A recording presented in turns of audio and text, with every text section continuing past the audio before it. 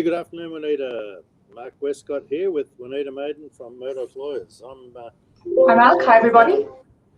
Downtown Moree Airport. So, oh, really? And you're back in the factory. Downtown Brisbane CBD.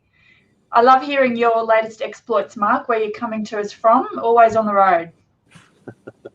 Well, nothing happens if I sit at home, so I might as well get moving about. But today, a very interesting topic, because I know a lot of people, and more recently I've had had some people ask me, in regard to this exact topic about, should they provide for their grandchildren as well as their children, and an interesting topic. You've got some thoughts on this, obviously. I do. It's something we've come across a few times recently with clients. And it starts off as a nice thought, being able to provide for the grandchildren, but there's lots of things to consider before that's implemented in the estate plan. So that's what we're going to walk through today. Absolutely. I apologise if I've got some noise in the background here. I always pick places that are very quiet when I choose them, but by the time it comes to go live, tradesmen turn up and start working. So I'll work with it. Okay. I just thought I've listed down half a dozen things here, but I just thought the first one would be the most obvious one. And what we're talking about here is mum and dad pass away, and instead of just leaving something to each of their children, they decide to move down and to give something to each of the grandchildren as well. And there's a lot of reasons why people want to do this, and most of all, it's they want to be remembered as the great, as the nice granddad, the generous granddad or grandma or whatever. And so there's a lot of, I guess, pressure on grandparents to leave something specifically for grandchildren from a legacy point of view, or a remember the great granddad, grandma point of view. But the issue is, and I guess the easiest one to think about straight up, is that some of your children have more of your grandchildren than others. Yeah. And do you want to kick off with that one, Juanita? Because that's more than anything, they're the hard ones to sidestep. Yeah. So obviously the idea is normally because a grandparent wants to do a nice thing or provide for the grandchildren, and gives them peace of mind that they've and some satisfaction that they've done that as a gesture to that generation. So definitely one of the first questions that we need to go through is exactly who are we providing for. So the question is it the grandchildren that are alive now? What happens if there are more grandchildren born between now and when you pass away? Are they included also? And then, we might be talking about a generation of young children. What if there are more grandchildren that are born after your death? Are they included, or are they excluded just by their misfortune of not being alive at the date of death? So that is the first question to think through. Who exactly? Is it the grandchildren now? Is it the grandchildren at the date of your death? Or is it any grandchildren in the future included also? So as you can see, straight away, as simple thoughts, you start going, oh, actually, I don't know. And you have to sort of go through that thought process. I'm going to declare my hand here right up front, Juanita, and say I have always tried to talk people out of doing this. So, and I mean, look, some people may want to do it and they insist on it. I mean, at the end of the day, it's a client's choice, but it's just usually more trouble than it's worth. And so I'm going to say I've got a bias here. I've got a bias to try and advise people to just provide for their own children and let the children provide for their grandchildren. But having said that, there are cases where people want to do it, and I think we've got to talk about that, and that's the reason for the conversation today. And the first issue you bring up, actually, Juanita, is a really good one. What if you've mum and dad, or the parents now have 5 grandchildren, but there's another 5 born after they die, and that's where it starts to get confusing, because it's all very well to say, well, I'm going to do you leave a certain amount of money, and sometimes that's the case, but I mean, is that amount indexed? And also, if children are born 10 years after the grandparents die, where are you going to get the money from? Absolutely, and I guess I was thinking as you were speaking, You mean you weren't listening? You were thinking about what you were going to say. I can think and listen at the same time. You're a multitasker. Professional female. Yes, I can do it.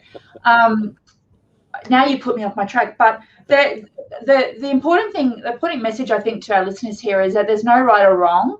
But what we do find is that people that first come to us with this idea or this wish haven't thought through all the questions because they don't know them. That's our job, that they need to think through before they put it in place. And when they do, their position might change. So the purpose of today, I think, is to throw all those questions out to think about. And if you get to the end of that process after answering all those questions and it's still something that you want to do and feel that you can do, then that's fine. There's no right or wrong. But yeah, usually it's a little bit more difficult than most people think to start with. As you said, Mark, how we spoke about how many grandchildren, but also how much. So is it amount per child? Is it a total amount that will be set aside and split up?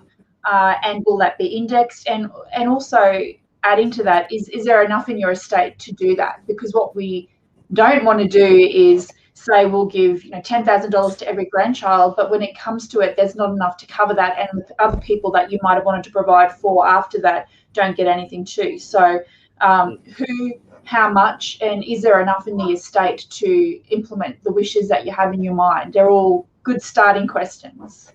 Well, absolutely. I'll come back to the one I mentioned up front, and that is that some of your kids have more children than others. And I'm going to declare in my family, my oldest brother's son, he has 8 children. So my nephew has 8 children. The other 2 nephews from that same family only have 2 children each. So if everyone gets $10,000, that means that one son's got $80,000 worth of benefit for his family, and the other 2 have only got $20,000 benefit for that family. So, straight away, and whilst that may not matter, straight away, the family of the kids with only 2 children might say, well, that's not fair because, so and so got $80,000 extra because of his 8 kids, and we only got $20,000 extra. Do you know what I mean? So you're trying not to create in your estate planning sticking points and reasons for people to get agitated and upset. Yeah, so that's it. And there's my puppet hands again. And the 2 ways of thinking there are: you providing for each family, or you're providing for each grandchild? Because they're 2 very separate things, as you've alluded to there. So that's certainly something that needs to be thought through. And as you said, what we don't want to create is issues, particularly relationship issues, by doing this. So in my notes where I was thinking pros and cons, one of the cons that need to be thought through potentially is what relationship issues will this cause with the children. So if the intention is to skip that generation, or not necessarily totally skip it, but is that going to cause issues with the relationship with your child? What discussions, communication has been had with that child already? What is their expectations due to conversations have been had or haven't been had? So that's all really important to consider, because what we don't want to do is cause those sort of relationship issues. And what we also don't want to cause is the will being contested by that child if they haven't been provided for sufficiently. And we've spoken about contesting wills before, and that's a whole nother topic. But certainly something that needs to be considered. And absolutely right. So it just raises issues, as you say, Juanita. What if each child gets $100,000? So the kid that's got 8 kids, $800,000 goes straight past him to his children, and he's got a mortgage on his property of $1 million. That the best thing that could happen in that family would be for that mortgage to be paid off, and then Dad could then leverage help with education and other issues for the children in different ways. Because if you just give money straight to young children, chances are they're just going to blow it. Whereas if you give it to mum and dad to maybe look after the children in other ways, it may be used more constructively. So I guess the counselling I do to parents here is to say, whilst it's very good, and it's a lot of times it's from an ego point of view because they want their grandchildren to don't forget me. you may be doing a wrong thing, and you may be teaching those kids bad financial habits by giving them a whack of money at a very early age, and you may be prejudicing the child, the parent of those grandchildren, by financially disadvantaging that child. So, I mean, that's just from one of these points of view. Yeah, and we'll often see the child. So we're talking about the next generation being the child, and the one after that, the grandchildren. So sometimes the child or the parent of the grandchild is concerned about the creation of a sense of entitlement for those grandchildren. So what we don't want to create is a situation where the grandchildren, and of course this depends on the amount that's intended to be left behind, where the grandchildren growing up knowing that there's a trust, set up for them by granddad and grandma, and having that sense of entitlement. So that, that all comes down to parenting and communication too, but probably even more reason to bring the parent in to the discussion and get their thoughts on that. We certainly wouldn't be considering giving that money to the grandchild directly, and it would be delivered by the creation of a trust.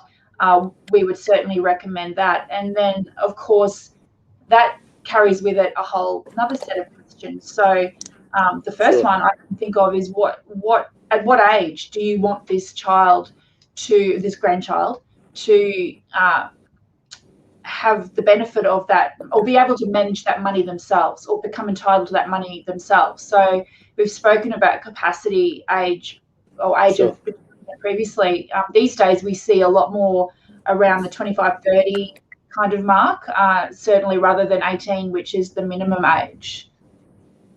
Yeah, well, and that then leads to, Juanita, what happens if, one kid's 21, one of the grandchildren is 21, one of them's 15 and one of them's 5, and you're giving $100,000 or $10,000, whatever the amount is, not really important. Yeah. But if you're giving that same amount of money to each of those kids, the one at 25, I mean, that's a different benefit to the one who might be 5 years old, $100,000. Joyce Comiskey. My apologies. Who might be 5 years old. So, it just, to me, it creates more problems than it's worth. And once again, as I keep saying, it's sometimes it's just a lot easier to give it to the parents and let them sort it out for their kids.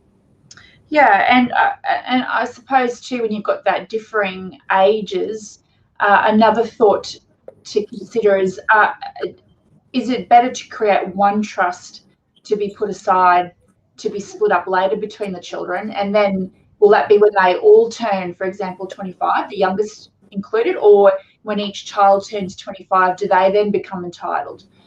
You have the option of setting one big trust aside, or you could set up individual trusts for each grandchild, which is probably cleaner as far as entitlements go, ultimately, but then that also creates more administration and potentially more costs, such as doing annual returns for the trust, perhaps, or bank accounts. So there's pros and cons of each there too. It probably depends on things like the dollar amount we're talking and the number of grandchildren we're talking, whether we have one big trust or set up individual trusts for each grandchild. Sure, and I mean the other issue too is what if, and that's all very well saying they get it at 25, but what if they've got education needs as they're going through life, and the parents would wish that they had access to that money to put their child into a private school or something along the way. So we're sort of, I think we're starting to see enough reasons why this becomes a very, very confusing issue. One of the other things I see happen, Juanita, is that sometimes grandparents want to leave specific assets to children, like jewellery, stamp collections, a car, a gun collection, or whatever. And so it's all very well to say, well, in your will right now, when you're making your will, this is what I'd like to leave to each of the grandchildren. But what happens along the way if one of those assets for one of the grandchildren is sold, the others aren't, and that asset's no longer available by the time the grandparents die. So, I'll just keep saying it. To me, this just becomes a really, really confusing issue. And if someone can come up with a simple way that's fair and equitable, that's great. In different families, maybe it is easy. Maybe all the grandchildren are, are in their 20s. They're all roughly the same age, and it becomes simple. But I mean, a lot of times that's certainly not the case. Yeah, and I think a couple of things that you mentioned there are worth touching further on. First of all, the purpose for the money to be set aside. So we really need clarity as to what the intention is. Is it set aside to specifically be for the child's secondary or tertiary education? Is it available for unexpected medical needs? Is it available for the parents to utilise or to manage as they see fit for the minor children? Are you leaving it to the kids at a certain age to use it for whatever they want? So any of those might be the case, but if there is an intention specifically, then it's really important to clarify that and to document it so everyone knows what the intention is. As to your comments on specific assets, well, that certainly is a real minefield. And to provide the legal answer to your question, Mark, is that if I was to leave you my stamp collection in my will, and then by the time I die, my stamp collection doesn't exist, or I'd already sold it, then basically that gift lapses. It just does not exist, and it's taken out of the will as such. So you don't receive anything. We certainly don't receive that gift. So that's something. That's actually worth highlighting, if I may, Juanita, because for people who are thinking of doing that, and I know a few people that want to leave specific things, the fact that it lapses would mean that the three other grandkids, for example, get their $100,000 worth, or their whatever the value is of whatever the gift is, and the unfortunate one would get nothing. Yeah. And it's probably really dangerous when we start talking about property. So, and again, it's okay, but if your circumstances change, you really need to update your will, because this is the risk that I leave my residential house to child A, I leave my holiday home at the beach to child B, I leave my investment property over here to child C. Maybe I get sick of that holiday home and I sell that and buy one at another beach. And it all comes down to the drafting in the will, which is why it's really important to get a solicitor that knows what they're doing to draft these things in your will. Because if I've specifically said I leave child B my holiday home at Burleigh Heads, but when I die, I've sold that and replaced it with a house at Noosa, then that gift fails. So unless there is really particular wording around that, that can cause real issues. And in fact, I have a matter along those lines at the moment, where due to some similar circumstances, one of the properties left to one of the three children didn't pass in the will to that child, and it's created a dispute between the family consequently after the parent's death, which is a real pity. So just a really perfect reminder of why seemingly these things are really simple to be drafted, but they're not. And just the slight variation in wording can be disastrous.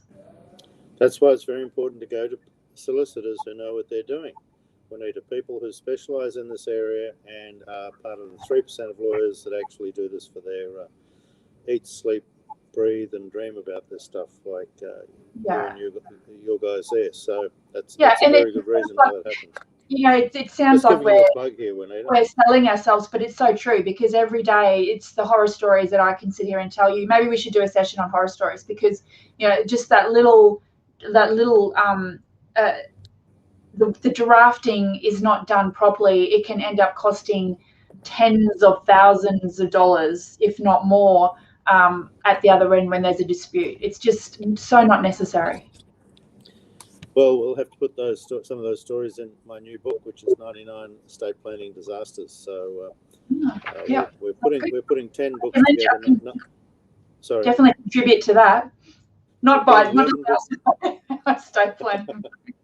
Well, we're going to do 11 books with nine stories in each book, and in each story we're going to talk about something that's happened. These are all going to be true life stories, and we want people to actually communicate with us and tell us whether they want to use their real names or not, but give us real life stories. And then what we're going to do at the end of it, Tom and I will talk about what we would have done, or what the clients could have done to avoid the grief that was caused in the whole process. So, so there you go. Another topic I thought was worth mentioning, we spoke about at what age the child will take the grandchild will become entitled to their inheritance, or if it's in a trust that they are able to manage their inheritance themselves. But until that age, one additional thing you need to consider is who will be the trustee of that money. So certainly children under the age of 18 cannot manage their own money. They can't open a bank account. So there needs to be someone that is the trustee or the caretaker or the manager of that money until they reach that certain age. Over 18, it might be something that they can do together to help develop that grandchild's financial skills and financial knowledge. But until they're 18, at the very least, if not more, there needs to be that someone who manages the money.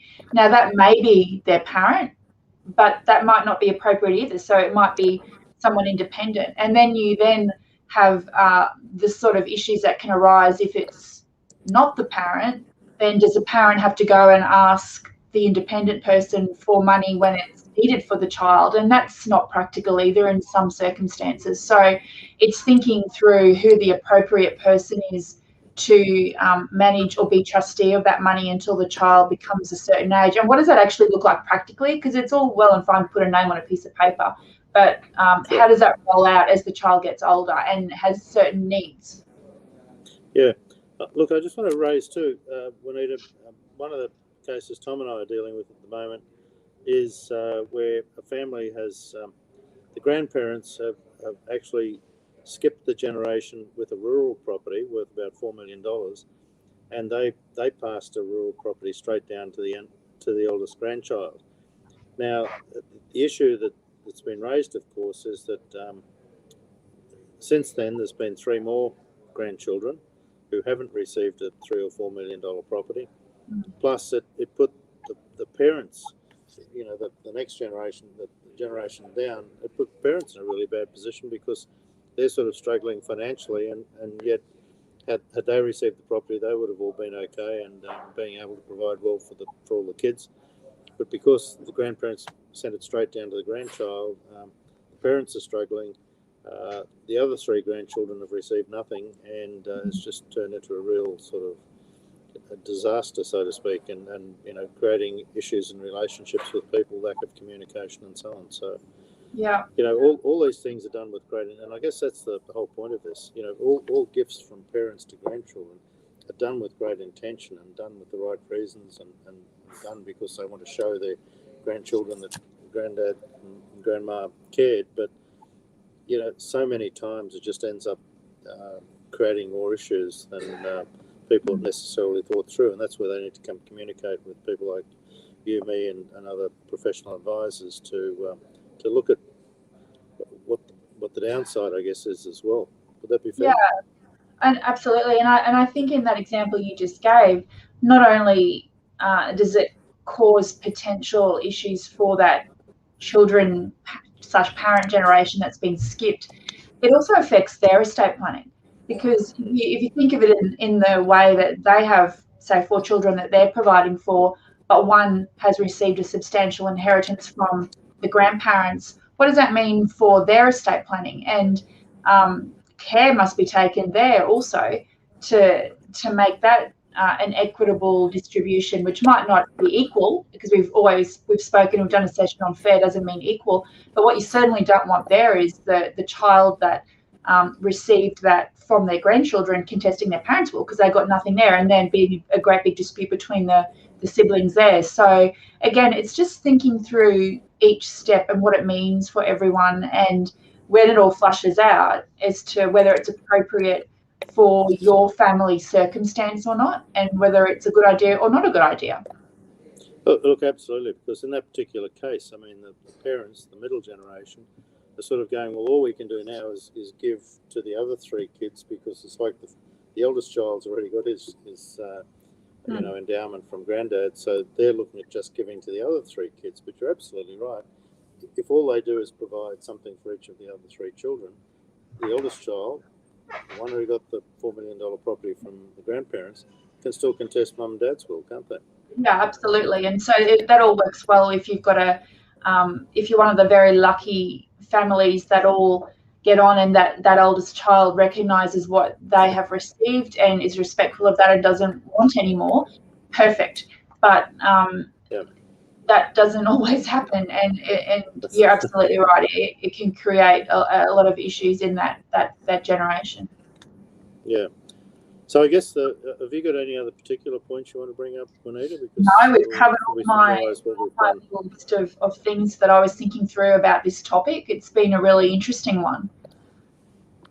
Yeah, look, absolutely, and I think look, in summary, I think if you're thinking of leaving a benefit to your grandchildren, I think please come and have a chat to someone like us. We're actually very good at thinking through all the worst case scenarios.